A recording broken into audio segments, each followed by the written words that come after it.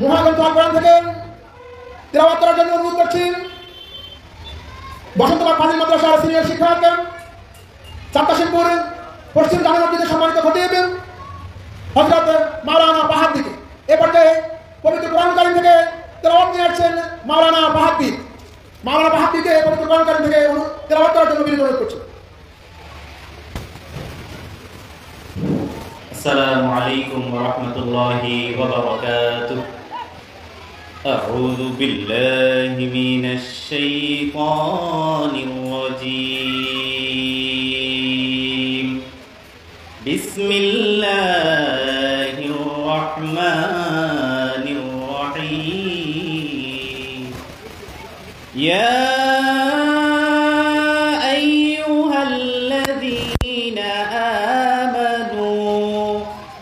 إنما الخمر والميسر والأنصاب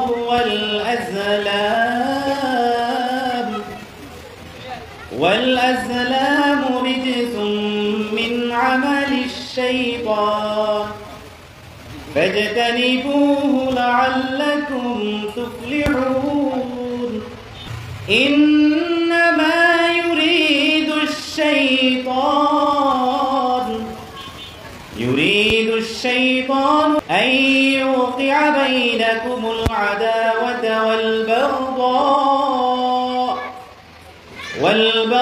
والبغضاء في الخمر والميسر ويصدكم عن ذكر الله وعن الصلاة فهل أنتم منتهون وأطيعوا الله وأطيعوا الرسول واحذروا فإن توليتم فاعلموا أنما على رسولنا البلاغ المبين।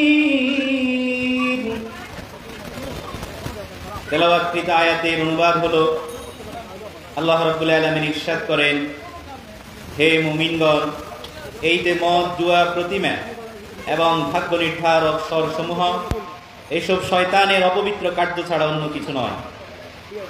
অতএব এগুলো থেকে বেঁচে থাকো যাতে তোমরা কল্যাণ প্রাপ্ত হও। শয়তান তো চায় মদ ও জুয়ার মাধ্যমে তোমাদের পরস্পরের মাঝে শত্রুতা ও বিদ্বেষ সঞ্চারিত করে দিতে এবং আল্লাহর শরণ ও নামাজ থেকে তোমাদেরকে বিরত রাখতে। অতএব তোমরা এখনো কি নিবৃত্ত হবে? তোমরা আল্লাহর আনুগত্য করো ও রাসূলের আনুগত্য করো এবং অবাধ্যতা পরিহার করে চলো। তোমরা যদি আদেশ থেকে বিমুখ হও তবে জেনে রেখো, আমার রাসূলের দায়িত্ব কেবল সুস্পষ্ট রূপে আল্লাহর হুকুম প্রচার করা।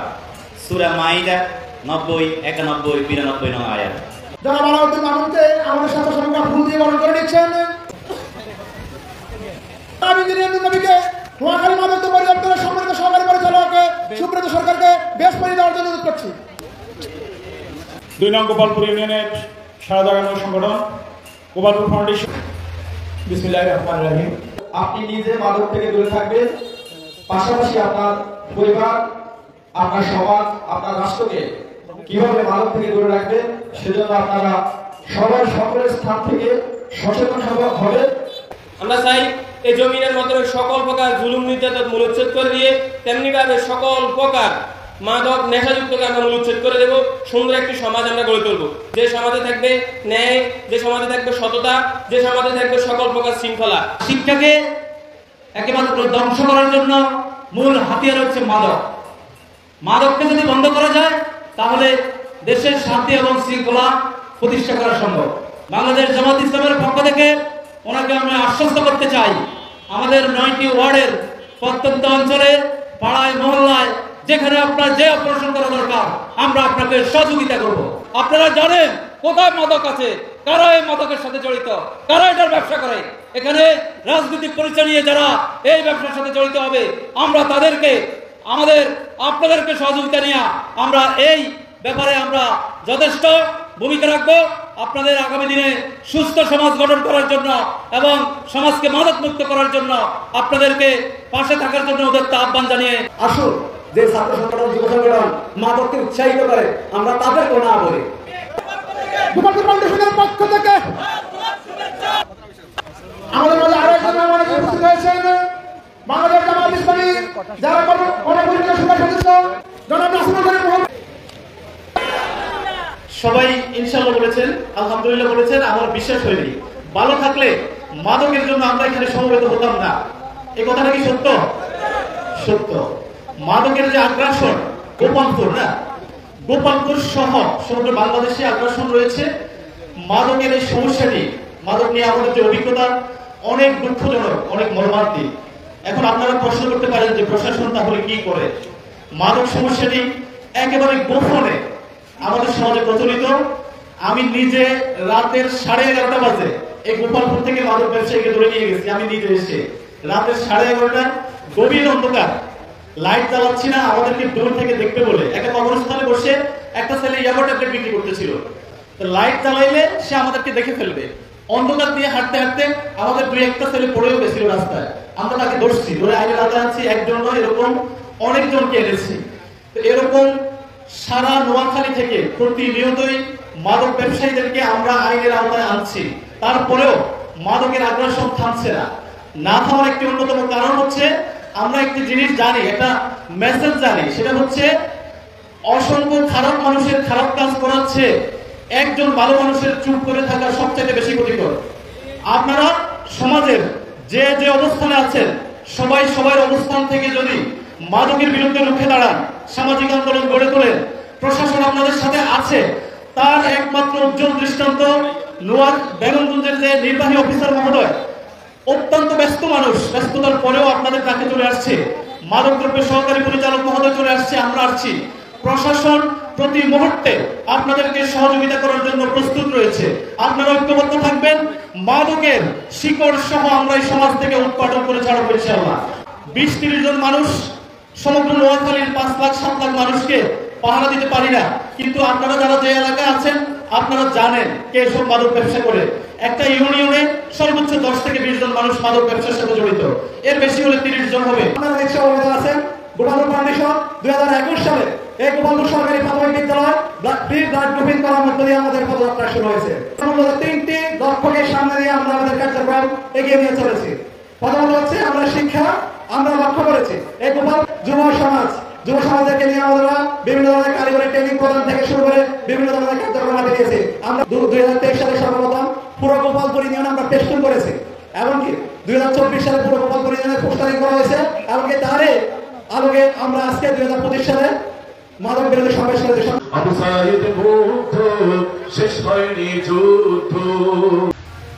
এই মাদক চিরতরে নির্মূল করার জন্য গোপালপুর ফাউন্ডেশন যে উদ্যোগ নিয়েছে, আমি সকল ক্রিয়াশীল রাজনৈতিক নেতৃবৃন্দকে অনুরোধ করবো, আমরা যদি মনে করি আমার দলে, আমার সমাজে, আমার বাড়িতে কোনো মাদকাসক্ত লোক, কোনো মাদক বিক্রেতা অবস্থান করতে পারবে না, তাহলে গোপালপুরে মাদক থাকতে পারে না। আজকে যদি কোরআনের আইন বাস্তবায়ন থাকতো তাহলে কি প্রশাসনের এত কোটি কোটি টাকা খরচ করতে হইতো?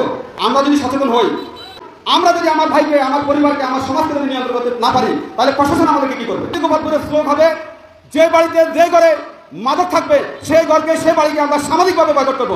আউযুবিল্লাহি মিনাশ শাইতানির রাজিম। বিসমিল্লাহির রহমানির রহিম। সেই যুব সমাজকে আন্তর্জাতিকভাবে, দেশীয়ভাবে মাদক দিয়ে নিয়ন্ত্রণ করে সারা বাংলাদেশকে অস্থিতিশীল করে রাখছে।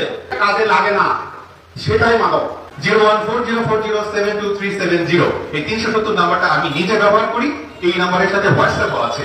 আপনাদের যে চোখগুলো মূলিত হয়, যে মুখ দিয়ে কথা বলে, যে কান দিয়ে শোনে, সেই মানুষটা যখন আমার কাছে পৌঁছে দেয় যে আজকে অমুক জায়গায় অমুক লোক মাদক ব্যবসা করছে, আমাদের এই টিম দৌড়ে গিয়ে তাকে ধরে। কিন্তু আপনারা যদি প্রতিবন্ধী হন, আপনারা যদি চোখ দিয়ে না দেখেন, কান দিয়ে না শোনেন, মুখ দিয়ে বলতে ভয় পান, তাহলে আমরা হাত পা কি কাজ করবো? কারণ তুমি যদি আমার এই পুলিশ থানার মতো পুলিশ হতে চাও, তুমি যদি উপজেলা নির্বাহী অফিসার হতে চাও, এই জন্য নিয়ে তুমি জীবনে এই চেয়ারে জীবনে বসতে পারবে না।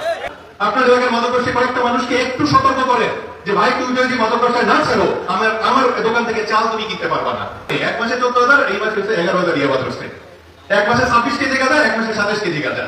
এই গোপালপুর মাদক মুক্ত গোপালপুর হতে পারে মাত্র 3টা কাজ করলে। 1, বাবা মারা যদি একটু সচেতন হয়, সন্ধ্যার পরে বাচ্চারা বাইরে বের হবে না। 2, সমাজের মানুষজন যদি সচেতন হয়, তারা মাঠে খেলবে।